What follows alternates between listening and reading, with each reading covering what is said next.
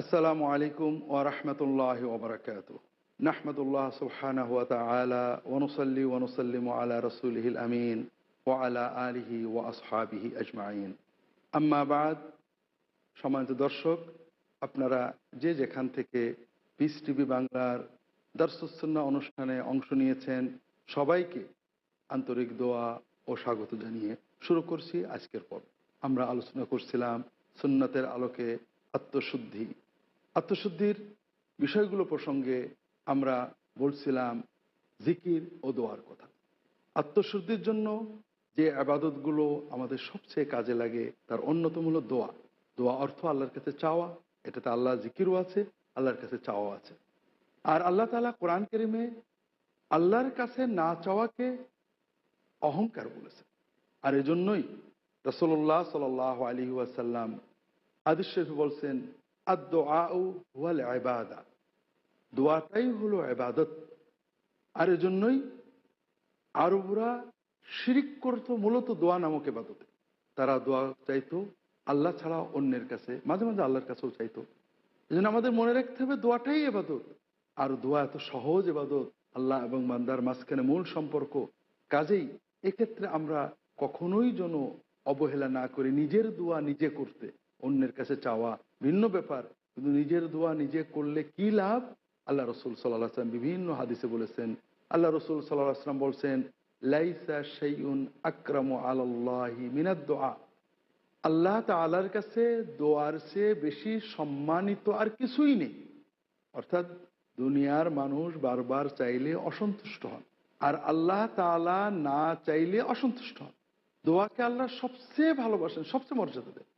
অন্য হাদিসে রাসূলুল্লাহ সাল্লাল্লাহু আলাইহি ওয়াসাল্লাম বলছেন, মা মিন মুসলিমিন ইয়াদউল্লাহা বিদাওয়াতিন লাইসা ফিহা ইসমুন ওয়ালা কাতিয়া ইল্লা আতাহু আল্লাহু বিইহদা সালাত, ইম্মা ইউতিয়াহু মা সাআল আও ইয়াসরিফু আনহু মিনাস সু'i বিমিথলিহি মিকদরিহি আও ইয়াদখিরু লাহু ফিল আখিরাহ আও কামা ক্বালা সাল্লাল্লাহু আলাইহি ওয়াসাল্লাম। যখন কোনো বান্দা বান্দি, যখন কোনো মুমিন নারী পুরুষ আল্লাহ তাআলার কাছে কিছু চায়, তখন আল্লাহ তাআলা তাকে এই চাওয়ার বিনিময়ে তিনটের একটা দেবেনই। হয় যেটা চেয়েছে সেটা দেবেন, অথবা এই চাওয়া পরিমাণে কোনো একটা বিপদ তার কাটিয়ে দেবেন, অথবা এটা আল্লাহ তাআলা তার জন্য আখিরাতে জমা করে রাখবেন। আল্লাহু আকবার। দর্শক, কাজেই আমরা যদি আল্লাহ তাআলার কাছে চাইতে না পারি, কতভাবে বঞ্চিত হব। প্রথমত দোয়া ইবাদত। আর এই ইবাদত পালনের জন্য ওযু শর্ত নয়, প্রস্তুতি শর্ত নয়। যে কোনো মুমিন নারী পুরুষ কর্মের ফাঁকে যখন আল্লাহ তাআলার সাথে কথা বলেন, আল্লাহ তাআলার কাছে কিছু চান, নিজের ভাষায় চান, যদি সম্ভব হয় রাসূলুল্লাহ সাল্লাল্লাহু আলাইহি ওয়াসাল্লামের শেখানো সুন্নাত বাক্যে চান, তখন আল্লাহ তাআলা তার এই দোয়ার বিনিময়ে প্রথমত তিনি একটা ইবাদতের সওয়াব পান। দ্বিতীয়ত তার এই দোয়াটা কখনোই ব্যর্থ হয় না, কোনো না কোনো একটা তিনি পেয়ে যান। হয় যেটা চেয়েছেন সেটা পাবেন, অথবা তার বিনিময়ে অন্য কিছু পাবেন, অর্থাৎ অন্য একটা বিপদ আল্লাহ কাটিয়ে দেবেন, অথবা তার জন্য এটা জান্নাতে জমা হয়ে থাকবে। দর্শক, এক্ষেত্রে ব্যস্ততার একটা কারণ হলো দুনিয়ার ব্যাপারে কোনটা আমাদের ভালো এটা আমরা বুঝি না। তবে আমরা মনে করি আমরা বুঝি। আমরা একটা বিপদে পড়েছি বা একটা বিষয় চাচ্ছি, আমরা পাগল হয়ে গেছি, ওটাই আমাদের ভালো। এজন্য যখন দু একবার আল্লাহ তাআলার কাছে চেয়ে পাইলাম না, চিন্তা করি আল্লাহ আমার দোয়া নিল না, আমি কোথাও ছুটে যাই। অথচ হতে পারে যে আল্লাহ আপনার জন্য এটার চেয়ে আরো ভালো বিষয় বরাদ্দ রেখেছে। আর এজন্যই তো রাসূলুল্লাহ সাল্লাল্লাহু আলাইহি ওয়াসাল্লাম বলেছেন, ইস্তাজাবু লিল আবদি মা লাম ইস্তাজিল, বান্দা ব্যস্ত না হওয়া পর্যন্ত আল্লাহ সব দোয়া কবুল করেন। সাহাবায়ে কেরাম জিজ্ঞাসা করলেন, ব্যস্ততাটা কি? রাসূলুল্লাহ সাল্লাল্লাহু আলাইহি ওয়াসাল্লাম বললেন, যখন বান্দা মনে করে, অস্থির হয়ে যায়, আমি অনেক দোয়া করলাম, আল্লাহ তো কবুল করলো না, আল্লাহ বোধহয় কবুল করবে না, তখন আর দোয়াটা কবুল হয় না। তা না হলে আল্লাহ সব দোয়াই কবুল করেন। আল্লাহ রসুল সাল্লাল্লাহু আলাইহি ওয়াসাল্লাম বলছেন, আজাজুন নাস মান আজিজা আনিদ দুআ ওয়া আবখালুন নাস মান বাখিলা বিস সালাম। মানুষের ভিতরে সবচেয়ে অক্ষম হলো যে দোয়াটা করতে পারে না। দোয়া করতে অক্ষম, এর চেয়ে বড় অক্ষম নেই। দোয়া করতে হবে, সকল সময় দোয়া করতে হবে, আল্লাহ তাআলার কাছে চাইতে হবে। আমরা যদি সুযোগ থাকে প্রস্তুতি নিয়ে কিবলামুখী হয়ে অজু করে ভালোভাবে সুন্নত পদ্ধতিতে দোয়া করবো, আলহামদুলিল্লাহ। কিন্তু এর অর্থ এই নয় যে আল্লাহর কাছে চাইতে গেলে এই প্রস্তুতিগুলো জরুরি। আমরা সর্ব অবস্থায় সকল সময় আল্লাহ তাআলার সাথে কথা বলবো। এর মাধ্যমে জিকিরের সওয়াব পাবো, এর মাধ্যমে ইবাদতের সওয়াব পাবো, এর মাধ্যমে আমাদের যা চাওয়া আল্লাহ পূরণ করবেন কোনো না কোনোভাবে। এর মাধ্যমে আমাদের অন্তর পরিশুদ্ধ হবে, বিশুদ্ধ হবে, আল্লাহর সাথে আমাদের সম্পর্ক গভীর হবে। আর এজন্যই তো আল্লাহ তাআলা বলছেন উদউনি আস্তাজিব লাকুম, তোমরা আমাকে ডাকো আমি সাড়া দেব। আর যারা আমার ইবাদত করতে অস্বীকার করে, করতে চায় না, তারা জাহান্নামে যাবে। অর্থাৎ দোয়াটাই হলো মূল ইবাদত। আর যারা দোয়া করতে অবহেলা করে, অবজ্ঞা করে, চায় না, তাদেরকে জাহান্নামে যেতে হবে। দর্শক, সব বিষয়ে আল্লাহর কাছে চাইতে হবে। দর্শক, আল্লাহ তাআলার কাছে দোয়া না করার বিভিন্ন কারণ রয়েছে। প্রথম যে কারণে আমরা আল্লাহ তাআলার কাছে দোয়া করি না, সেটা হলো আমরা অনেক সময় নিজের গুনাহগার মনে করি, অথবা দোয়াটাকে একটা বিভিন্ন আনুষ্ঠানিকতা সম্পন্ন ইবাদত মনে করি। এ দুটো বিষয়ই আমাদেরকে ঈমানের দিক থেকে দুর্বল করে, অথবা এমনকি শিরকের ভিতরেও ফেলে দিতে পারে। আমাদের বুঝতে হবে আমরা গুনাহগার হলো আল্লাহর বান্দা। চাওয়া নামক ইবাদতটা, দোয়া নামক ইবাদতটা একমাত্র আল্লাহর জন্য, সকল অবস্থায় চাইতে হবে। আমি চাইলে এবাদত, সওয়াব, বরকত, কলবের তাজকিয়া, আল্লাহর মহব্বত এবং আমার চাওয়ার বিষয়টা পেয়ে যাওয়া বা সেই পরিমাণে সওয়াব অথবা বিপদ কাটা আমি পাবো। দর্শক, অন্যের কাছে দোয়া চাওয়া নিষিদ্ধ নয়। একজন ভালো মানুষের কাছে দোয়া চাওয়া প্রসঙ্গত চাওয়া যায়। কিন্তু আমরা যদি নিজের দোয়া নিজে না করে চাইতে যাই, তাহলে পরে আমরা বিভিন্নভাবে গোনাহ এবং শিরকে নিপতিত হতে পারি। আমার দোয়া আল্লাহ কবুল করবেন না, অমুকের দোয়া হয়তো কবুল করবেনই, এরকম একটা ধারণা এসে যায়। এটা মোটেও ঠিক নয়। এটা শিরকের পর্যায়ে নিয়ে যেতে পারে। আল্লাহ কারো দোয়াই যাচাই ছাড়া কবুল করেন না। দ্বিতীয়ত, আমরা আল্লাহ তাআলার কাছে দোয়া না করার বেয়াদবিতে লিপ্ত হয়ে গেলাম, কারণ আল্লাহ দোয়া না করলে নারাজ হন। আল্লাহ তাআলার কাছে দোয়া না করার আরেকটা কারণ, অনেক সময় মানুষ মনে করে যে আল্লাহর উপর তাওয়াক্কুল করলে আল্লাহ তো দেখছেন, এটা বোধহয় আরেকটু বড় মর্যাদার কিছু। দর্শক, আল্লাহ তাআলার কাছে মর্যাদা কিসে, এটা রাসূলুল্লাহ সাল্লাল্লাহু আলাইহি ওয়াসাল্লাম সুন্নাত থেকে শিখতে হবে। আমাদের সমাজে একটা গল্প প্রচলিত আছে যে ইব্রাহিম আলাইহিস সালামকে যখন আগুনে ফেলা হয়, তখন ফেরেশতারা তাকে বলেছিলেন যে আপনি আল্লাহ তাআলার কাছে চান আপনাকে রক্ষা করুক। তিনি বলেছিলেন যে আমার জন্য তো যথেষ্ট, আল্লাহ আমাকে দেখছেন আমি কি বিপদে পড়েছি, কাজে আমার চাওয়ার দরকার কি? এই গল্পটা ভিত্তিহীন, কোরআন এবং সুন্নাহ বিরোধী। কোরআনে দেখেন ইব্রাহিম আলাইহিস সালাম সব সময় দোয়া চেয়েছেন, বারবার আল্লাহর কাছে দোয়া চেয়েছেন। আল্লাহ দেখছেন বলে কোথাও তিনি বসে থাকেননি। আল্লাহ মনের কথা জানছেন বলেও দোয়া চাওয়া বন্ধ করেননি। কারণ দোয়া চাওয়া তো বান্দার দায়িত্ব, বান্দার কাজ। আল্লাহ দেখছেন, জানছেন, কিন্তু তারপরও আল্লাহ আমার কথাটা শুনতে চান। আমাদের রাসূল সাল্লাল্লাহু আলাইহি ওয়াসাল্লামের জীবন দেখেন, সব সময় দোয়া চেয়েছেন। বদরের যুদ্ধের মাঠে সব ব্যবস্থা তিনি করেছেন, মানুষের সাধ্যের ভিতরে যা যা করতে হয় সব করেছেন। এরপর আল্লাহ তাআলার কাছে দোয়া করছেন। প্রতিটি ক্ষেত্রে, জীবনের প্রতিটি বিষয়ে রাসূলুল্লাহ সাল্লাল্লাহু আলাইহি ওয়াসাল্লাম দোয়া করেছেন, দোয়া করতে নির্দেশ দিয়েছেন, দোয়া না করে বসে থাকতে নিষেধ করেছেন। কাজেই তাওয়াক্কুলের নামে দোয়া বর্জন, এটা আরেকটা পাপ এবং কোরআন সুন্নাহ বিরোধী কাজ। আল্লাহর কাছে চাইতে হবে। না চাওয়া মানে অহংকার, আমার আল্লাহর কাছে চাওয়া লাগে না। সেটা যে নিয়তেই করেন না কেন, আল্লাহ দেখছে নিয়তে বা যেভাবেই করেন, এটা বান্দার দাসত্বের, অবদিয়তের সাথে সাংঘর্ষিক। দর্শক, আল্লাহ তাআলার কাছে দোয়া না চাওয়ার আরেকটা কারণ মুশরিকদের ভিতরে ছিল যে ছোটখাটো বিষয়ে আল্লাহকে বিরক্ত করতে হয় না। আল্লাহ তাআলা ভান্ডারগুলো দিয়ে রেখেছেন তার নেককার মানুষদেরকে, তাদের কাছে চাইলেই হবে। এজন্যই তারা ছোটখাটো বিপদে, যাদেরকে তারা আল্লাহর প্রিয় মনে করত, আল্লাহর ফেরেশতা জিবরাইল, মিকাইল, আজরাইল, ইসরাফিল, আল্লাহর পয়গম্বর ইব্রাহিম, ইসমাইল, মুসা, ঈসা, আল্লাহর ওলি, আল্লাহর প্রিয় বান্দা আবেদিন সালেহিন, ইয়াগুস, ইয়াউক, সুয়া, নাসর, অথবা কল্পিত বান্দা বা প্রিয় লাত, মানাত, উজ্জা, হবল, এই সমস্ত বান্দা বান্দিদের আল্লাহর নেককার প্রিয় মনে করে, এদের কিছু ভান্ডার আছে মনে করে, এদের অলৌকিক ক্ষমতা আছে মনে করে ছোটখাটো বিপদে এদের ডাকত। আল্লাহ তাআলাকে ছোটখাটো বিপদে বিরক্ত করাকে খারাপ মনে করত। তারা হজের সময় তালবিয়া পাঠের সময় বলতো লাব্বাইক আল্লাহুম্মা লাব্বাইক, লাব্বাইক লা শারীকা লাকা লাব্বাইক, ইল্লা শারীকান আনতা তামলিকুহু ওয়া মা মালাক। তারা আল্লাহ লা শরীকের সাক্ষ্য দিত যে আল্লাহ, বান্দা হাজির, আপনার কোনো শরীক নেই, তবে আপনি যাকে কিছু ভান্ডার দিয়ে রেখেছেন তিনি আপনার এই ক্ষমতা পাওয়ারের এই ছোট্ট ভান্ডারের মালিক হয়েছেন, এটুকুতে আপনার অংশ পেয়েছেন, এটা আপনার নিয়ন্ত্রণ, আপনি চাইলে সেটা কেড়ে নিতে পারেন।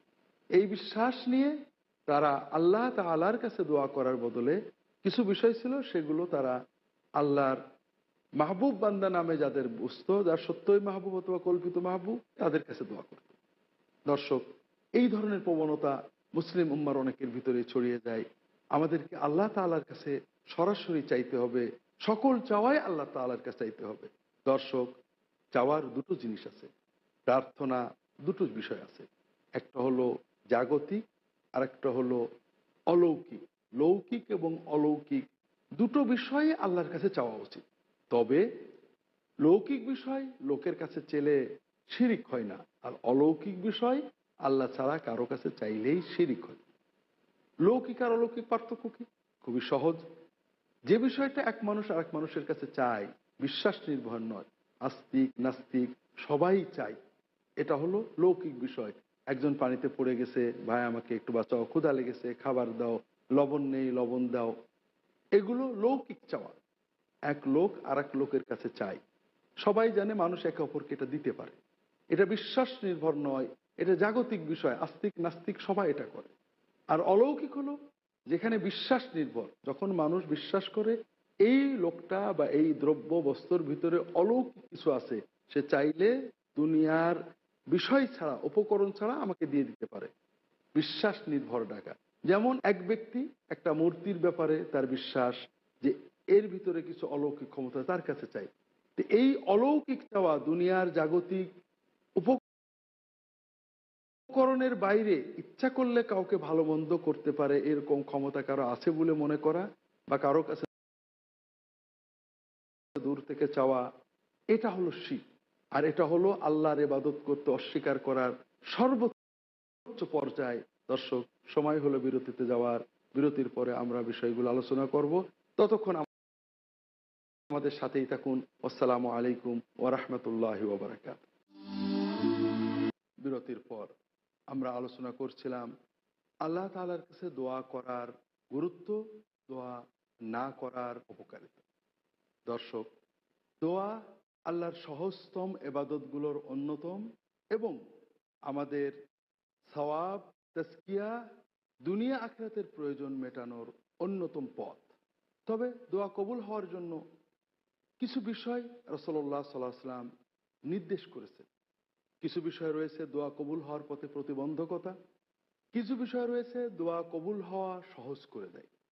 আমরা দোয়া করব, সবসময় করব, আল্লাহ তিনটের একটা আমাদেরকে দেবেন, তবে আমরা যেটাই চাচ্ছি আল্লাহ দিয়ে দেবেন। দোয়া করলে আল্লাহ কবুল করবেন, এইরকম হওয়ার জন্য কিছু কর্ম আমাদের দরকার, কিছু প্রতিবন্ধকতা দূর করতে হবে। দোয়া কবুলের পথে সবচেয়ে বড় প্রতিবন্ধকতা হারাম উপার্জন। আল্লাহ রসুল সাল্লাল্লাহু আলাইহি ওয়াসাল্লাম বিভিন্নভাবে আমাদের তা শিখিয়েছেন।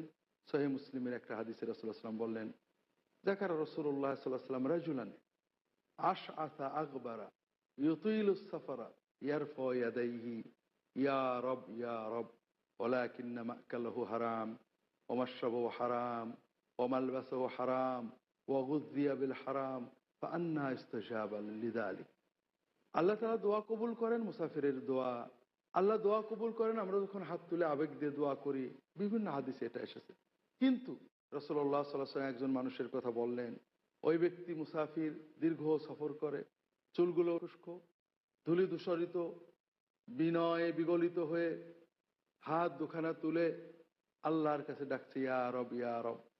কিন্তু সে হারাম উপার্জন করে, হারাম ভক্ষণ করে, তার খাদ্য হারাম, পানীয় হারাম, পরিধেয়ের কাপড় হারাম, সে হারামে লালিত হয়েছে, হারাম ভক্ষণ করেছে, তার পুষ্টি তৈরি হয়েছে হারাম দিয়ে।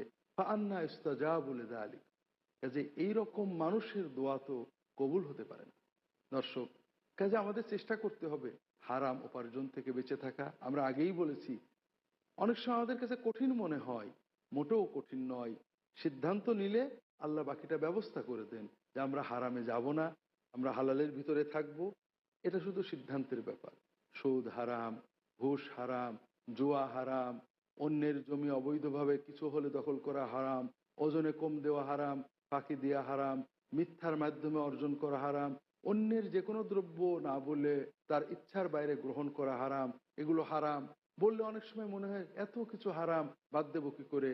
দর্শক, সবগুলোই আমাদের বাদ দেওয়ার মতো। ওখানে আমরা যাবোই বা কি জন্য? এর বাইরে তো হালাল উপার্জনের কত পথ রয়েছে। কাজে আমাদের হারাম উপার্জন নির্ভর হতে হবে। দর্শক, দোয়া কবুল হওয়ার পথে আরেকটা প্রতিবন্ধকতা, যে সৎ কাজে আদেশ, অসৎ কাজে নিষেধ না করা। বিভিন্ন হাদিস থেকে এটা বোঝা যায়। নেককার মানুষেরা অন্যায় দেখে তেমন প্রতিবাদ করেন, অন্যায়কারীদের সাথেই সামাজিকতা করতে থাকেন। আল্লাহ তাআলা তখন তাদের ভিতরে শত্রুতা দেন এবং তাদের দোয়া কবুল করেন না। এ সকল প্রতিবন্ধকতা থেকে আমাদের সরে আসতে হবে। দোয়া কবুলের জন্য কিছু উপকরণ আছে, যেগুলোর মাধ্যমে আল্লাহ দোয়া কবুল করেন, দোয়া কবুলের সম্ভাবনা বেড়ে যায়। দোয়ার আগে ইবাদত করা, সালাত আদায় করা, অথবা অন্তত তাসবিহ তাহলিল, আল্লাহর প্রশংসা করা, রাসূলুল্লাহ সাল্লাল্লাহু আলাইহি ওয়াসাল্লামের উপরে সালাত পড়া, কোনো নেক আমলের পরে, সাদাকাতের পরে দোয়া করা, এগুলো দোয়া কবুলের উপকরণ। দোয়া কবুলের জন্য রাসূলুল্লাহ সাল্লাল্লাহু আলাইহি ওয়াসাল্লাম বিভিন্ন সময়ের কথা বলেছেন, যে সকল সময়ে দোয়া আল্লাহ কবুল করে। স্থানের চেয়েও সময়ের কথা বেশি বলা হয়েছে, কারণ ইসলাম সর্বজনীন। সময় সবাই পায়, স্থান সবাই পেতে নাও পারে। ফরজ সালাতের পরে আমরা সালাত আদায় করে যদি সুযোগ থাকে, রাসূলুল্লাহ সাল্লাল্লাহু আলাইহি ওয়াসাল্লাম সেখানে সুন্দর সুন্দর মাসনুন ব্যক্তি আল্লাহ তাআলার কাছে দোয়া করব। শেষ রাত্রে দোয়া আল্লাহ কবুল করেন। আযান এবং ইকামতের মধ্যবর্তী সময়ের দোয়া আল্লাহ তাআলা কবুল করেন। আদ-দুআ বাইনাল আযান ওয়াল ইকামাতি লা ইউরাদ ফাদউ। আযান হয়ে গিয়েছে, ইকামত হয়নি, এই সময়ের ভিতরে দোয়া আল্লাহ কবুল করেন। কাজেই তোমরা এই সময় দোয়া করবে। এভাবে দোয়ার কবুলের যে সময়গুলো রয়েছে, এদিকে খেয়াল রাখতে হবে। বান্দা তো আল্লাহ থেকে আদায় করতে চায়। ছোট্ট শিশু যেমন যখন আম্মুর মুখটা খুশি দেখে তখন কিছু চেয়ে নিতে চায়, ঠিক আল্লাহ তাআলা সন্তুষ্টির কিছু সময় আছে। শেষ রাতের সময়, আযান একামতের মধ্যবর্তী সময়, এই ধরনের সময়। শেষ রাতের বিষয়ে আল্লাহ রসুল সাল্লাল্লাহু আলাইহি ওয়াসাল্লাম বলছেন, রাতটাকে 3 ভাগ করলে শেষ ভাগ যখন এসে যায়, তখন আল্লাহ তাআলা প্রথম আসমানে আসেন। তিনি ডাকতে থাকেন বান্দাদেরকে, আলা মিন সাইলিন ফাউতিয়াহু, কেউ কি আসো আমার কাছে চাইবে, আমি তোমার চাওয়া পূরণ করে দেব। কেউ কি আছো বিপদে পড়েছো, বিপদ থেকে উদ্ধার পেতে চাও, আমি তোমাকে বিপদ থেকে উদ্ধার করব। আল্লাহ তাআলা রহমতের দরজা, কবুলিয়াতের দরজা, মাগফিরাতের দরজা রাত্রের গভীরে, শেষ রাত্রে আল্লাহ খুলে দেন। আল্লাহ তাআলা বান্দার দোয়ার জন্য অপেক্ষা করেন, দোয়া করলে কবুল করেন। দর্শক, দোয়া কবুলের একটা বিশেষ সময় সাজদার দোয়া। সকল সালাতে সাজদার ভিতরে আল্লাহর কাছে চাওয়া। রাসূলুল্লাহ সাল্লাল্লাহু আলাইহি ওয়াসাল্লাম বলছেন, আকরাবু মা ইয়াকুনুল আবদু মিনাল্লাহি ওয়া হুয়া সাজিদ ফাআকতিরু ফীহি মিনাদ দুআ ফাইন্নাহু কামিনুন ইস্তাজাবা লাকুম। বান্দা যখন সাজদা করে আল্লাহ তাআলার সর্বোচ্চ নৈকট্য অর্জন করে, সবচেয়ে নিকটবর্তী হয়ে যায়। ওই সময়ের দোয়া কবুল হওয়ার সম্ভাবনা খুবই বেশি। কাজে তোমরা সাজদায় দোয়া করবে, বেশি বেশি দোয়া করার চেষ্টা করবে। দর্শক, দোয়া কবুলের সময়, সুযোগ সবার জন্য উন্মুক্ত, স্থান তো সবার জন্য উন্মুক্ত না। এই জন্য সুন্নাতে দোয়া কবুলের স্থানের তত গুরুত্ব বেশি দেওয়া হয়নি। স্থান বিষয়ক হাদিসগুলো খুবই কম। এমনকি হারামাইন শরীফাইনে, মক্কা শরীফে সাফা মারওয়া হজের সময় আমরা দোয়া করি, তাওয়াফের সময় দোয়া করি, মুলতাজামে দোয়া করি। এগুলো রাসূলুল্লাহ সাল্লাল্লাহু আলাইহি ওয়াসাল্লামের মাসনুন দোয়া কবুলের জায়গা। সেখানে দোয়া করেছেন। রাসূলুল্লাহ সাল্লাল্লাহু আলাইহি ওয়াসাল্লাম বলেছেন, খায়রুদ দুআ দুআ ইয়াউমে আরাফা, সবচেয়ে শ্রেষ্ঠ দোয়া আরাফাতের দিনের দোয়া। এগুলো ছাড়া কোনো স্থানে যেয়ে আল্লাহর কাছে চাইতে হবে, যেগুলো হজের জন্য আল্লাহর দোয়া করার স্থান হিসেবে রাসূলুল্লাহ সাল্লাল্লাহু আলাইহি ওয়াসাল্লাম দেখিয়েছেন, এখানে আমরা দোয়া করব। এছাড়া আল্লাহ কিছু সময় দিয়েছেন নির্জনে আল্লাহর কাছে চেয়ে নেওয়ার, কিন্তু স্থান সব বান্দা তো সমান সুযোগ পাবে না। এই জন্য স্থানের বিষয়টা ইসলামে, কোরআনে, সুন্নায় দোয়া কবুলের জন্য কোন স্থান বিশেষ করে নির্ধারণ করা হয়নি। সময়কে গুরুত্ব দেওয়া হয়েছে, বান্দার অন্তরের আবেগটাকে গুরুত্ব দেওয়া হয়েছে। দর্শক, দোয়া কবুলের জন্য কোনো স্থানে ছুটে যাওয়ার ভিতরে অনেক অকল্যাণও আছে। আমরা অনেক সময় দোয়া আল্লাহর কাছেই করি, অমুক স্মৃতি বিজড়িত স্থান, অমুক জায়গায় একজন বুজুর্গ ছিলেন, অথবা অমুক জায়গায় একটা কবর আছে, সেখানে যে দোয়া করলে আল্লাহ হয়তো তাড়াতাড়ি কবুল করবেন, এটা শিরকের দরজা। আর এজন্যই রাসূলুল্লাহ সাল্লাল্লাহু আলাইহি ওয়াসাল্লাম এ দরজা বন্ধ করে দিয়েছেন। রাসূলুল্লাহ সাল্লাল্লাহু আলাইহি ওয়াসাল্লাম তার ওফাতের আগে সাহাবীদেরকে যে নসিহত করেন, আলা ইন্না মান কানা ক্বাবলাকুম কানু ইয়াত্তাখিযুনা কুবুর আম্বিয়াইহিম ওয়া সালিহিম মাসাজিদ আলা লা তাত্তাখিযুল কুবুরা মাসাজিদ ইন্নী আনহাকুম আন। তোমাদের আগের জামানার উম্মতেরা যারা নবী পেয়েছিল, কেতাব পেয়েছিল কিন্তু বিভ্রান্ত হয়ে গিয়েছিল, তাদের অভ্যাস ছিল তাদের কোনো নবী বা নেককার মানুষ, বুজুর্গ অলি মৃত্যুবরণ করলে তার কবরটাকে মসজিদ অর্থাৎ এবাদতের জায়গা বানাতো। মসজিদে যে কাজ করতে হয় কবরের পাশে করত, দোয়া, তিলাওয়াত, জিকির, সালাত।